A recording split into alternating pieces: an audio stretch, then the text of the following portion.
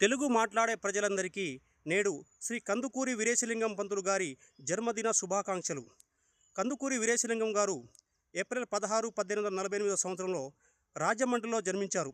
కందుకూరి వీరేశలింగం సంఘ సంస్కర్త, బహుముఖ ప్రజ్ఞాశాలి, సాహితీవేత్త, తెలుగు జాతికి నవయుగ వైతాళికుడు. కందుకూరి వీరేశలింగం గారు బాల్య వివాహాలను ఖండించారు. వితంతు పునర్వివాహాలు, స్త్రీ విద్య, బాల్య వివాహాల నిర్మూలన కోసం పోరాడిన మహానుభావుడు. స్త్రీ విద్యను ప్రోత్సహించి బాలికల పాఠశాలను స్థాపించినారు. ఆయన సంఘ సంస్కర్తగా, సాహిత్యవేత్తగా గుర్తింపు పొందిన ఆయనను దక్షిణ భారత విద్యాసాగర్గా పేర్కొంటారు. సమాజంలో మూఢాచారాలను, మూఢనమ్మకాలను రూపుమాపడానికి తాను చేసిన సేవలు మరవలేనివి. బ్రహ్మ సమాజ స్థాపకుడైన రాజా రామ్మోహన్ రాయ్ ప్రభావం వల్ల సంఘ సేవకుడిగా మారినారు.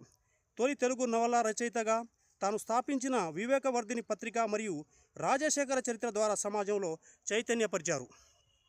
ఆధునిక సమాజానికి బాట వేసిన గొప్ప సంఘ సంస్కర్త, బాలికల కోసం పాఠశాల స్థాపించిన మేధావి. సహ విద్యా విధానాన్ని ప్రవేశపెట్టారు. అంటరాని వారి పిల్లలను కూడా పాఠశాలలో చేర్చుకొని మిగతా పిల్లలతో కలిపి కూర్చోబెట్టి వారికి ఉచితంగా విద్య బోధించి పుస్తకాలు, పలకలు, బలపాలు ఇచ్చిన మహానుభావుడు. సమాజ సేవ కోసం హితకారిణి ధర్మ సంస్థను స్థాపించి తన యావత్ ఆస్తిని సమాజం కోసం దాన ధర్మాలు చేసిన మహానుభావుడు. వీరేశలింగం పంతులు గారు జీవితాంతం స్త్రీ విద్య కోసం, సమాజం కోసం కృషి చేసి మే 27, 1919 సంవత్సరంలో స్వర్గస్థులైనారు. వీరేశలింగం పంతులు గారి చరిత్ర గురించి విద్యార్థులు అతని కృషి గురించి తెలుసుకోవాల్సిన అవసరం ఎంతైనా ఉంది. ఒక గుడి కడితే 1000 మంది బిచ్చగాళ్ళు తయారవుతారు. అదే ఒక బడి కడితే లక్షల మంది మేధావులు తయారవుతారు.